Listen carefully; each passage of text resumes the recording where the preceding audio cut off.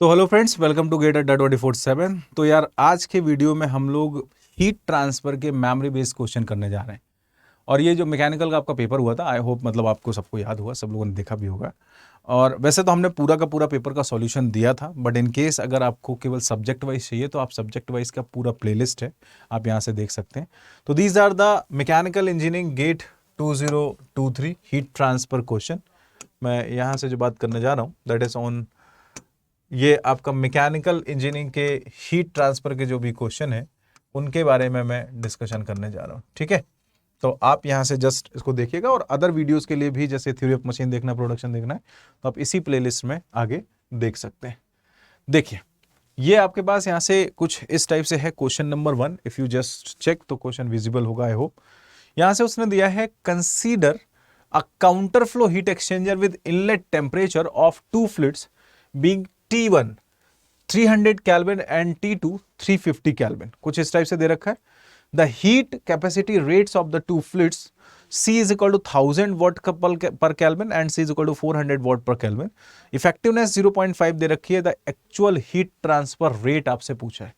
तो देखो, सबसे पहले आपको, जैसे मैंने बताया था, आप हमेशा डायग्राम बना लीजिए। टेम्परेचर जो भी डायग्राम है वो बनाएंगे तो बेहतर रहेगा आपके लिए।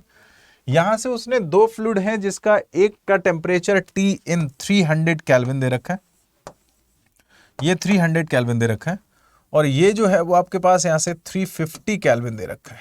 ठीक है, ये जो है वो यहां से 350 केल्विन दे रखा है। अब अगर आप यहां से देखेंगे तो उसने और भी चीजें दी हैं। अगर आप यहां से फर्स्ट देखेंगे, फर्स्ट का हीट कैपेसिटी जो है वो 1000 दे रखा है। हीट कैपेसिटी का यूनिट देखिए, अगर आप C की बात करते हैं स्पेसिफिक हीट की, तो वो किलो जूल पर केजी केल्विन आता। बट उसने यहां से mass flow rate into C की बात की है, मतलब किलोग्राम पर सेकेंड, और उसने यहां से लिया है तो ये kilojoule per kelvin second आ रहा, तो किलो वॉट पर केल्विन आ रहा या वॉट पर केल्विन आ रहा। ठीक है, तो ये वॉट पर केल्विन जो है वो मास इंटू C का मल्टीप्लिकेशन है, ये चीज ध्यान रखिएगा। तो अल्टीमेटली C जो है वो 1000 वॉट पर केल्विन दे रखा है इसका, और 400 वॉट पर केल्विन दे रखा है इसका।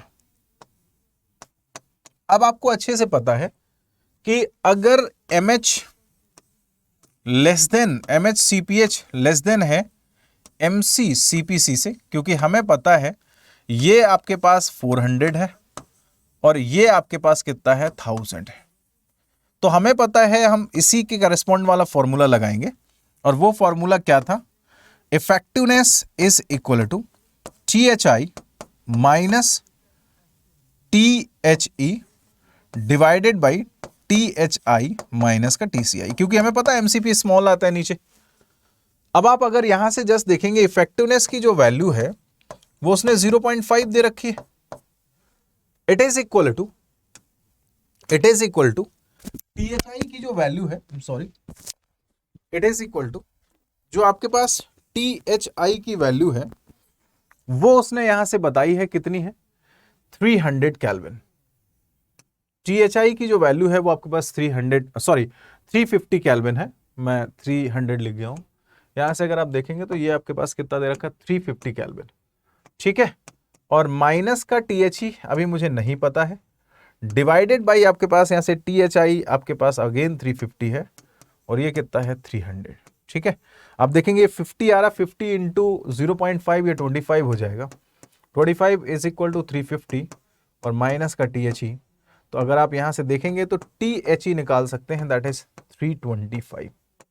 ठीक है, अब आपको Q निकालना है, तो Q की तो वैल्यू जो है वो आप either MHCpH THI minus THE से निकाल देते हैं, अदरवाइज MCCpC और TCE माइनस का TCI से निकाल देते हैं। इसके दोनों टेम्परेचर पता नहीं है, लेकिन इसके पता है। MHCpH की वैल्यू उसने कितनी दे रखी है, 400, और THI माइनस THE की जो वैल्यू है वो आपके पास ये 325 है, ये 325 है, तो ये कितना आ रहा है, 25 आ जा रहा है। तो आप यहां से देखेंगे 25 इंटू 4 दैट इज 100 आ जाएगा, तो आप 10 किलोवाट इसका आंसर देख पाएंगे। ठीक है, इसका जो आंसर आएगा वो 10 किलोवाट आ जाएगा आपके सामने क्लियरली। तो दिस वाज क्वेश्चन नंबर 1। ठीक है, आसान सा क्वेश्चन था, आई होप आप लोगों ने सबने कर लिया होगा। ठीक है, एग्जाम के प्रेशर की वजह से इट में भी शायद ना कर पाए, बट हाँ आसान सा क्वेश्चन था। एक क्वेश्चन आपके पास कुछ इस टाइप से आया, very large metal plate thickness D, thermal conductivity K is cooled by the stream air, T is equal to 300 kelvin, इसने यहां से बता रखा है।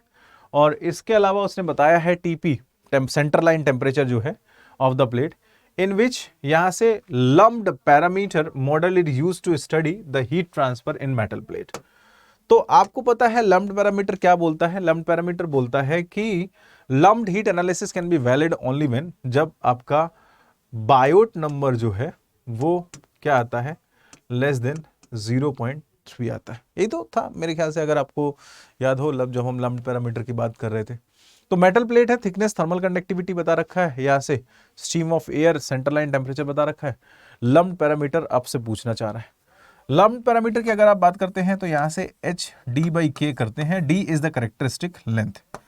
अब आप यहाँ से चेक कर लीजिए, सबसे पहले ऑप्शन से जाना पड़ेगा। एच आपके पास कितना है 100, डी कितना दे रखा है 1 mm, के कितना है 1000। आप यहां से देखेंगे तो ये 0.1 आ जाएगा, लेस देन 0.3 है, तो पहले में लम्प्ड हीट एनालिसिस जो है वो वैलिड है। दूसरे में चेक करेंगे, देखो 100 इंटू डी, 100 ये 1 आ रहा है, इससे कोई लेना देना नहीं है। 1000 इंटू 1 बाई यहाँ से के आ रहा है, 1000 आ रहा है, कोई लेना देना नहीं है। 10 इंटू 1 बाई 100 अगेन 0.1 आ रहा है, तो इससे लेना देना है। तो इसके दो ऑप्शन मिल जाएंगे, one is a, another is D. चलिए ये भी खत्म। ठीक है, ये आपका यहां से बहुत ही बेसिक क्वेश्चन आया था, अगर आप यहां से देख पाएंगे तो। नेक्स्ट क्वेश्चन पे आ जाते हैं। This was question number 2। Question number 3 देख लीजिए। क्वेश्चन नंबर 3 उसने यहां से बोला है, consider incompressible laminar fluid flow over of constant property Newtonian fluid in an isothermal circular tube. The flow is steady with fully developed temperature and velocity profiles. The Nusselt number for this flow depends upon. देखो Nu is equal to, आप यहां से value पढ़ते रहते हो, Nusselt number is equal to 0.023 RE raised to the power 1/2 PR raised to the power 1/3। अगर यही question है, कोई अगर टाइपिंग मिस्टेक नहीं है, तो आप यहां से बिल्कुल चेक करके ये चीज देख पाएंगे कि ये नसल्ट नंबर की जो वैल्यू है वो आर ई और पी आर पे डिपेंड करती है। तो आपके पास Prandtl number but not Reynold number नहीं, Reynold number but not Prandtl number नहीं, neither Reynold number not Prandtl number नहीं, both Reynold number and Prandtl number yes. तो आपके पास यहाँ से जो ऑप्शन मिल रहा है वो कौन सा मिल रहा है, कुछ अगर देखेंगे तो ये डी ऑप्शन मिल रहा है। ठीक है, ये आपके पास यहाँ से हुआ क्वेश्चन नंबर 3 का। नेक्स्ट आ जाते हैं यहाँ से क्वेश्चन नंबर 4। क्वेश्चन नंबर 4 अगर देखोगे तो उसने आपसे बोला है, cylindrical rod of length h dia d is placed inside a cubic enclosure of side l, the s denote the inner surface of the cube, the view factor आपसे पूछा है। यहां से एक क्यूबिक एनक्लोजर की बात कर रहा है, क्यूबिक एनक्लोजर की बात कर रहा है। ठीक है, अब यहां से जब भी हम बात करना शुरू करते हैं, एक सिलिंड्रिकल रॉड है length h dia d which is placed inside a cubic enclosure of side L. ठीक है, ये भी एल है, ये भी एल है, इसके अंदर कोई सिलेंडर डाला जा रहा है जिसकी हाइट एच है और डाया जो है वो डी है। ठीक है, डाया डी है, हाइट एच है। ठीक है, अब अगर हम यहां से जस्ट बात करना शुरू करते हैं, तो मैंने बस बोला कि मुझे शेप फैक्टर चाहिए। तो लेट सपोज ये आपके पास यहां से एस सरफेस है और ये आपके पास यहां से सिलेंडर है, तो आप मान सकते हो कि चलो ये 1 है, ये 2 है। तो अगर आप यहां से F11 की बात करोगे तो ये तो 0 है, F12 की बात करोगे तो वो यहां से F11 जो है वो भी आपके पास यहां से लेस देन 1 है और F12 वो भी लेस देन 1 है, कुछ ना कुछ होगा। बट उसने आपसे F11 पूछा है। सिमिलरली अगर आप F21 की बात करोगे तो वो 1 है, बट F22 की बात करोगे तो वो हमेशा कितना आ जाएगा 0, क्योंकि ये सिलेंडर अपने आप को कुछ भी नहीं देने वाला है। अगर हमें यहां से F21 पता है तो इसकी मदद से हम यहां से रेसिप्रोसिटी रिलेशन लगा सकते हैं, A1 F12 is equal to A2 F21। ये आपको पता होना चाहिए। तो आपने बोला F21 तो 1 है, तो अगर F12 निकालना है तो ये आ जाएगा A2 बाई A1, और A2 कितना है वो मुझे पता है। A2 के बारे में अगर बोलेंगे तो पाई डी स्क्वायर बाई 4 आ जाएगा एक तरफ का, पाई डी स्क्वायर बाई 4 ये आ जाएगा, पाई डी स्क्वायर बाई 4 ये आ जाएगा, तो 2 टाइम्स करे दे रहा हूं प्लस का।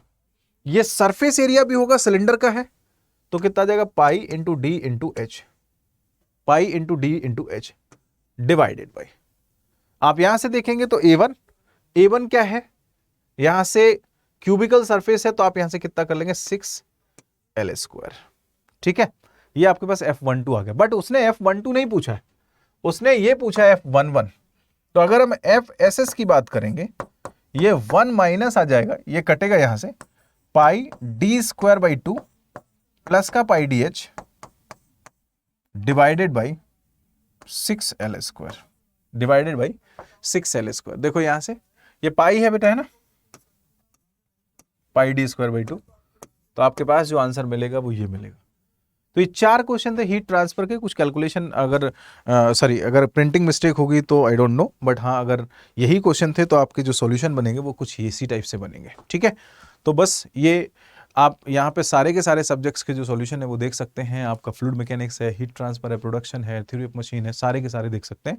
अगर आपका पेपर अच्छा गया है तो कॉन्ग्रेचुलेशन, अगर कहीं से कुछ गड़बड़ हुआ है तो आप बार की प्रिपरेशन करना शुरू कर दो। अदरवाइज नेक्स्ट ईयर का जो भी प्लान है उसको अभी से कर लो, क्योंकि टाइम बहुत धीरे धीरे फिसलता चला जाता है, फिर बाद में पता ही नहीं चलता है। तो यार अगर आपको बार का प्रिपरेशन करना है तो बार के लिए भी मैं आपको थोड़ा सा गाइड कर देता हूँ। आप अड्डा 24/7 पे बार का बैच भी रन कर रहा है, तो आप चाहें तो वो बैच भी ज्वाइन कर सकते हैं। आप यहाँ से गेट अड्डा 24/7 जो है वो टाइप करेंगे तो आप देख पाएंगे, यहाँ से ऑल कोर्सेज पे जाएंगे, ऑल कोर्सेज में आपको यहाँ से ये बार का ये गेट एंड इंजीनियरिंग एग्जाम्स पे जाएंगे, जैसे देखेंगे तो बार्क साइंटिफिक ऑफिसर आ जाएगा। इस बार्क साइंटिफिक ऑफिसर पे जाएंगे तो ये आपको बैचेस दिख जाएंगे, चाहे मैकेनिकल, सिविल, डबल ईसी जिस भी ब्रांच के हों। ठीक है, आप यहाँ से जैसे देखेंगे तो इसमें ये सारा कोर्स का डिटेल, और आपको जाना है व्यू ऑफर्स पे। ठीक है, जैसे आप व्यू ऑफर्स पे जाएंगे तो व्यू ऑफर्स में आपको कोड लगाना है Y497। जैसे आप Y497 अप्लाई करेंगे वैसे ही इसका जो प्राइस पड़ेगा वो बहुत कम हो जाएगा, 1954, अप्रोक्सीमेटली 1900 2000 के आसपास। ये 45 डेज का कोर्स है, तो those who wants to purchase, इनको लग रहा है कि हाँ मैं करना चाहता हूँ, मुझे अच्छे से तैयारी करनी है, तो आप यहाँ से इसको परचेज कर सकते हैं। बहुत जो भी बेसिक कॉस्ट है उसको पे करके और अपना प्रैक्टिस स्टार्ट कर सकते हैं। 14 फेब से स्टार्ट हो रहा है। सिमिलरली अगर आपको ऐसा लगता है कि आपको नहीं गेट की प्रिपरेशन करनी है, तो आप यहाँ से गेट एंड इंजीनियरिंग पे, गेट एंड ईएससी पे जा सकते हैं, और ये सारे के सारे बैचेस जो हैं वो गेट और ईएससी के दे रखे हैं। आप यहाँ से किसी भी बैच पे क्लिक कर सकते हैं और यहाँ से इसमें व्यू ऑफर्स चेक कर सकते हैं। जब आप इस पे जाएंगे तो इसमें भी आपको सेम ही कोड लगाना है। कोड जो है वो Y497 है। जैसे आप इस कोड को लगाएंगे, यहाँ पे जो भी मैक्सिमम डिस्काउंट अवेलेबल होगा आपको यहाँ से 5519 का पड़ेगा। ठीक है, तो कोड आप याद रखिएगा, और जो भी आपको यहाँ पे डिस्काउंट मिलना होगा वो इसी कोड से मिल जाएगा, Y497 से। ठीक है, तो चलिए ये हीट ट्रांसफर का सॉल्यूशन आपके लिए, आप जस्ट करिए, और कुछ भी हेल्प की नीड है तो डेफिनेटली कमेंट बॉक्स में बताइएगा। Thank you, bye bye, take care.